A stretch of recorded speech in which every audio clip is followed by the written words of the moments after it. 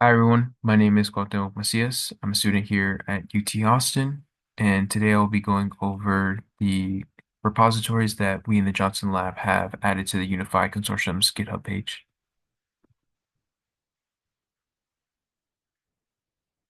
I'll start off with an overview of the repositories before getting into some more details about the features of the repository, and then walking y'all through the three-phase grid-forming inverters reference design repository. Then I'll leave with a summary as well as some final remarks on the GitHub repository before handing it off to Debjyoti, who will give some details around the hardware simulation and experiments that we have developed here at UT Austin. We've added two repositories, one for single-phase applications and another for three-phase applications. Each currently has a single reference design that is used as an example case around which the repository is structured. And the intent is to guide or assist anyone who hopes to learn about or design a GFM inverter. The user we had in mind when creating these repositories would have minimal to no expertise of GFM inverters, though we believe even those with ample amount of expertise would have something to gain from looking through the content that we have shared. The repositories are live and publicly accessible as of the time of this webinar, and will be continuously updated to include additional functionality that we develop regarding the designing and controlling of GFM inverters. Each repository includes a folder that contains all the files needed to fabricate and implement the printed circuit board for the reference design in question, documents detailing the relevant derivations that are used in designing the grid forming inverters hardware and controller are also included, along with the Plex simulations that verify the theoretical operation of the GFM inverter we have designed. Texas Instruments microcontroller C code that is formatted for the Code Composer Studio IDE, along with all of the relevant libraries and header files that are used in operating C code, have also been uploaded. And finally, a README file that details the measured performance of the GFM inverter, as well as tips for executing the microcontroller code, have also been uploaded.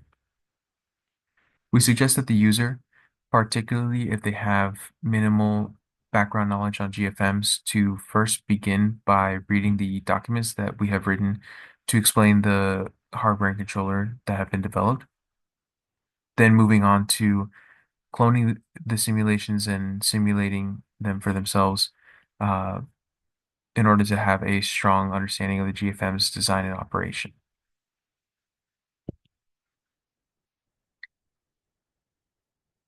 The repositories exist on the UNIFI Consortium's GitHub page, which I will navigate to now.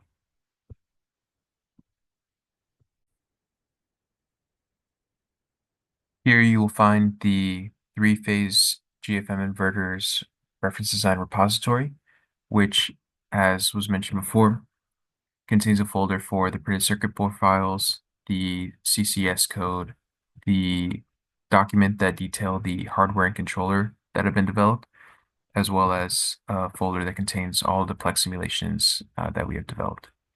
So starting off with the document that, as we have mentioned before, would hope any user to first navigate to when flipping through our repository. The document starts off with a high-level system overview before getting into details about the power architecture and the control card setting, then goes into the derivations that we used to design the LCL filter for this reference design. Moving on, the document then details some more information about the power stage design, as well as the sensing circuit that is used to measure the outputs of the GFM inverter. And we also explain some more details about the additional components that are required to implement this specific reference design. At the end, we leave the document off with some more information about the software and design files, which again are all existing right now here on the repository. So once the user has read through our document and feels comfortable in their understanding of GFM inverters as a whole, but also our specific reference design, we invite the user to then move on to the Plex simulations.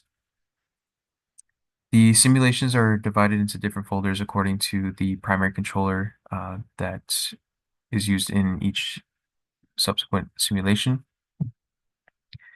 We invite the user to, once they've determined which primary controller that they are most interested in, to clone and simulate the Plex simulations for themselves, and in order to get a better understanding of the operation of the GFM inverter. Once this has been done and the user feels comfortable and knows which primary controller they'd like to move on to, they can then clone and download the C code for the specific primary controller that they're most interested in.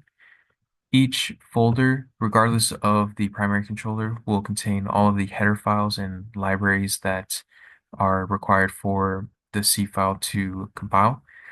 And once the user has cloned all of these files, they can then, of course, navigate to the uh, PCB files folder, which will contain the bill of materials for all of the components for the specific reference design, as well as the Gerber files and NC drill files for this printed circuit board to be manufactured, as well as the pick and place text file, which will inform the user and the manufacturer of which component goes where, and the PDF that contains the schematic captures for the circuit that is existing on this repository.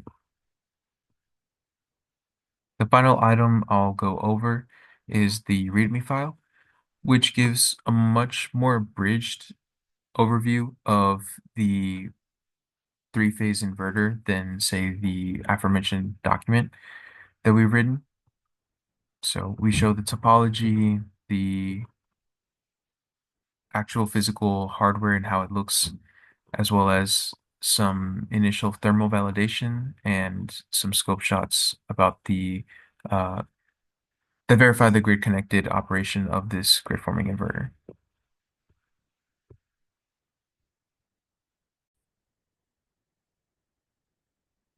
In summary, this is the flow that we suggest for any user who is interested in designing their own grid forming inverter or in replicating the reference design that we have provided. Of course, first step is to open the GitHub repository on the UNIFI Consortium's GitHub page, then downloading the required files. So that includes the Plex simulations and the printed circuit board files, which are required to be sent off to a manufacturer. Once the manufacturer delivers the printed circuit board that we have designed, then the user can then download and copy the CCS code that we have provided on the repository. And from there, the final step, of course, is to build and compile the hardware and software that we have provided. And locally here at UT, we have developed our own grid forming inverter testbed that makes use of all of the content that we have shared in the repository and have verified that yes, everything works as intended, and the grid forming inverter that was spun out of the content that we have shared is successful in its operations.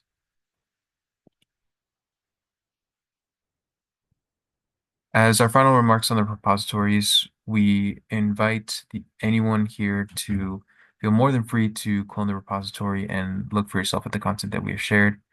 Any feedback or suggestions for improvement that come up as you work your way through the repository would be greatly appreciated.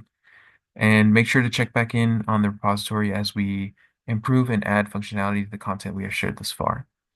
Uh, all our future contributions and findings we make regarding grid forming, inverter development will, of course, be featured here on these repositories. I will now pass it off to Debjyoti.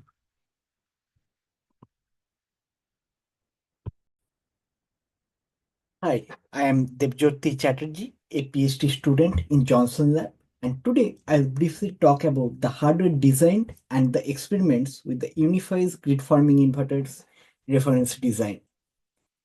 Our reference designs include both three-phase and single-phase grid farming inverters. First, we'll start with our 5 kilowatt 208 volt three-phase inverter. Here in top left, you can see the main circuit diagram with full bridge silicon carbide MOSFETs, LCL filter with passive damping, relays to connect and disconnect from the grid, and the common mode choke. On the right side, you can see the block diagram featuring the control card at the center. This is the brain of the circuit and used for digital control operations. Also, we have here the DC and AC signal sensing, gate drivers and isolated power supply, GPIO pins, and power tree. A detailed description of the hardware design is available on our GitHub repo. So if you go to the UNIFI's GitHub repo and open the three-phase inverter repository here and click on the document folder, you will find the hardware design document. In this document, we have all the component of the block diagrams explained in detail.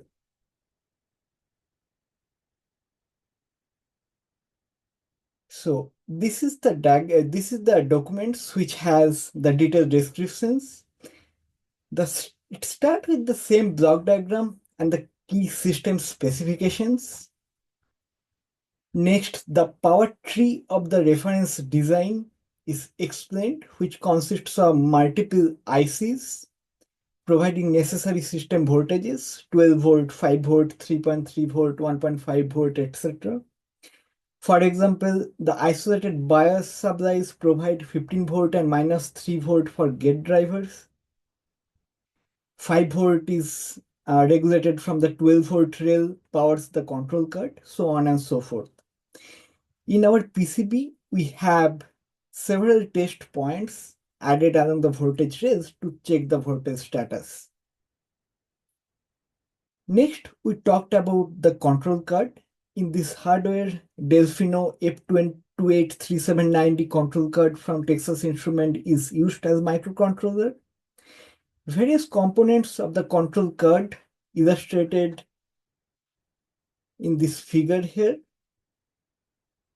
Control card is connected to the main circuit via 180 pin connector. Associated pin map is shown in this table. Next, LCL filter design is explained in detail. First, the resonant frequency of the LCL filter is chosen 10% of the switching frequency. The inverter side inductor is selected based on the minimum and maximum allowed ripple currents. Once the inverter side inductance is selected, grid side inductance can be selected as 10% of the inverter side inductance. For capacitors, Cmax is decided based on the maximum allowable reactive power injections by the filter capacitor, and Cmin is limited by the maximum permissible ripple in capacitor voltage. Considering all of these constraints, LCL filter values as obtained are listed in this table. Remaining sections of the document discusses the hardware aspect more in detail. For example, how to select core of the inductors, common mode choke selection, capacitor, switches, gate driver design, heatsink selections, etc. Also in this reference design, we have multiple sensors to measure inverter and grid side currents, filter capacitor voltage and grid side voltages, DC current and DC terminal voltages, etc. So we have a section here to explain the sensing circuit design. Users can read the rest of this document for additional details. Once they are done, they are all set to use this knowledge and design their own PCB.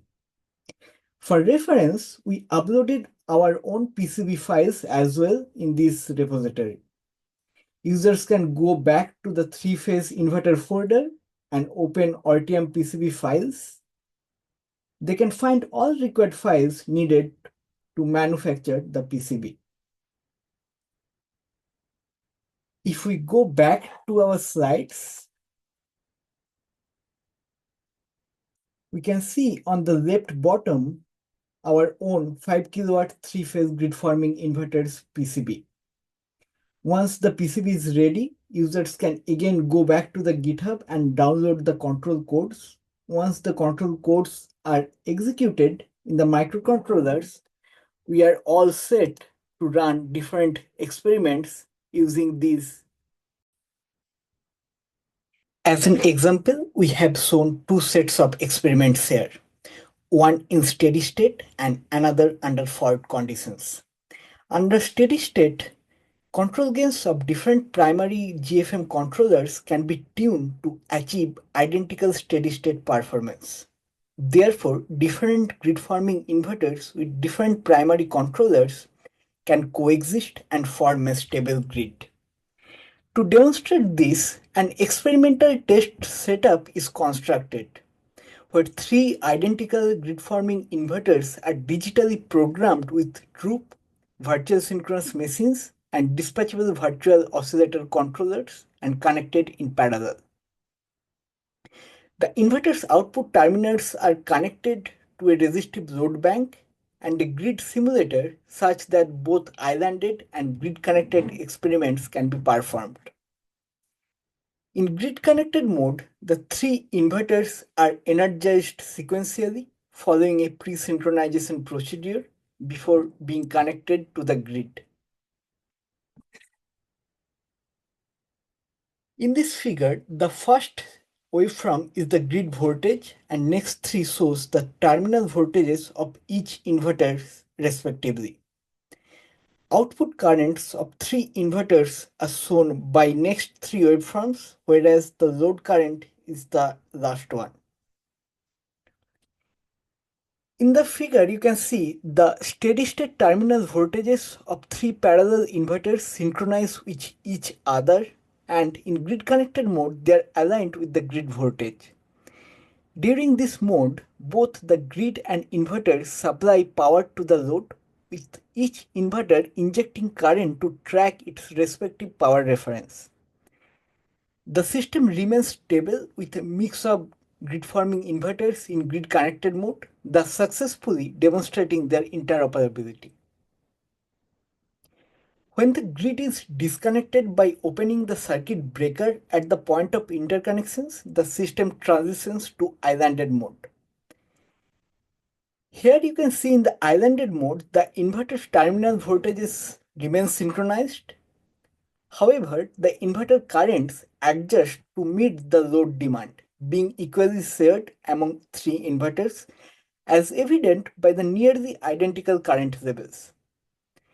The successful demonstration of interoperability extends to islanded mode, where even without a steep grid, the grid-forming inverters with different primary controllers maintain stable grid operation. Next, we have shown another experiment under fault conditions. Inverters are typically unable to sustain more than 1.5 times of their nominal current. To protect the inverters under overcurrent conditions, various current limiters are employed. However, these current limiters can negatively affect the transient stability, post-fault recovery, and grid resynchronizations. In the test system shown here, a droop-controlled grid-forming inverter with virtual impedance-based current limiters is used to successfully demonstrate the fault ride-through capability.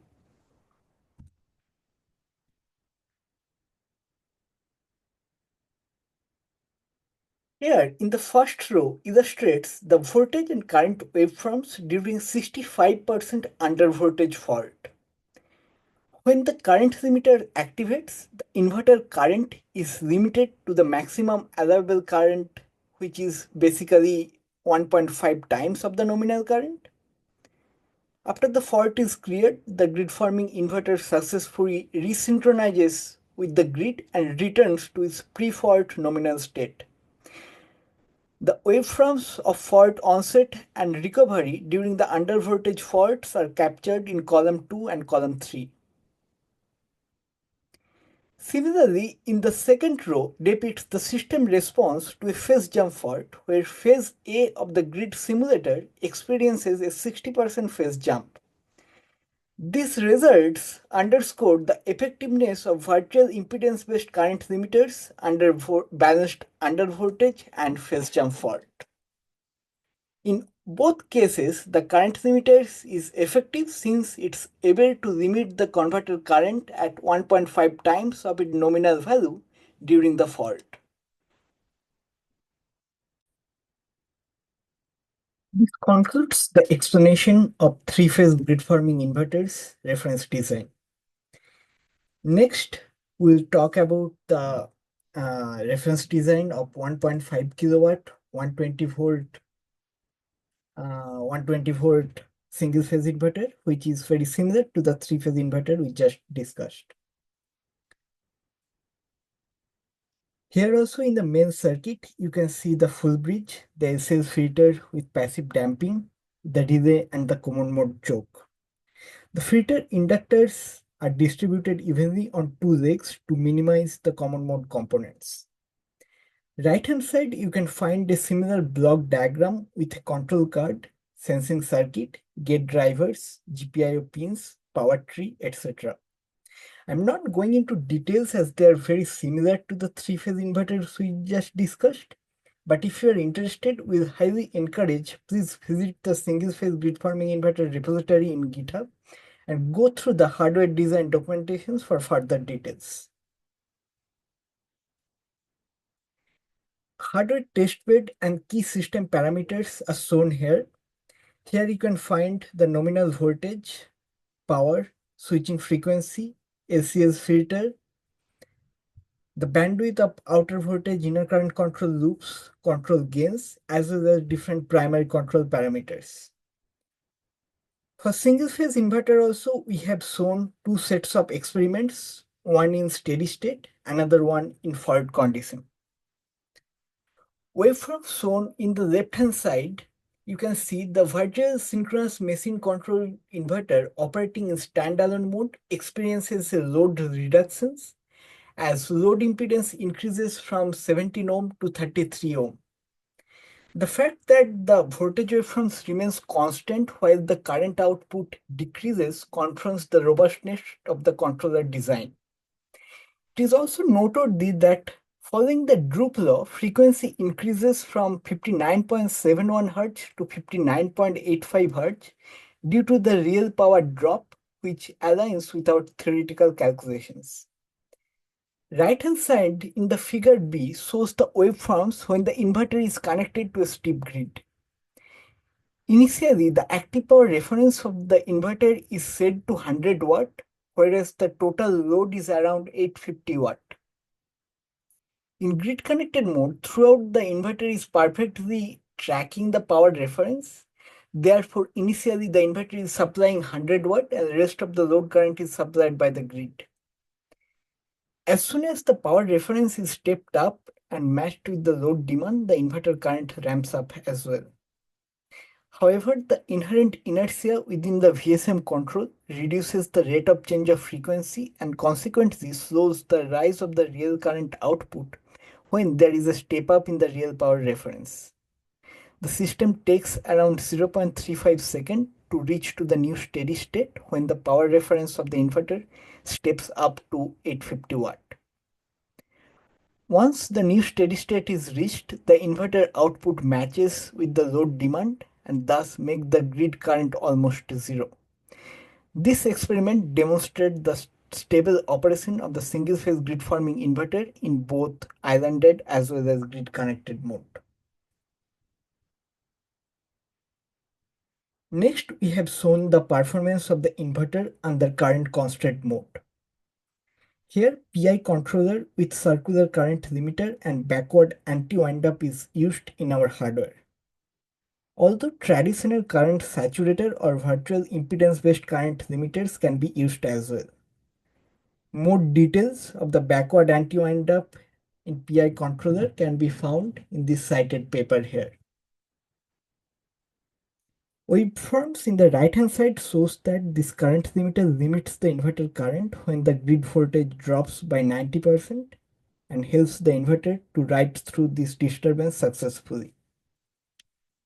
This concludes the discussions of the single-cell grid-forming inverter's reference design.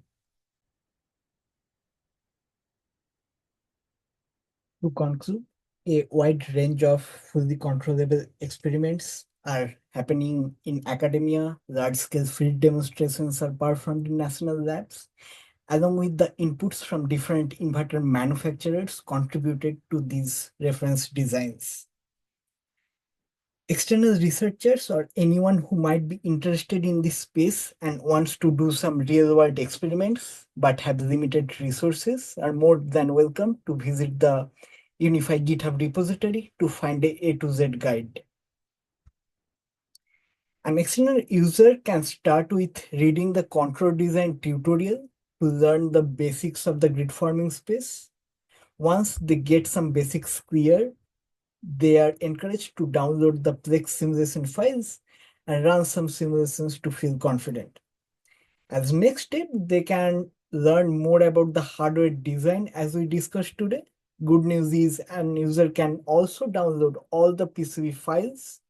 Those are required by PCB manufacturers to fabricate the PCB.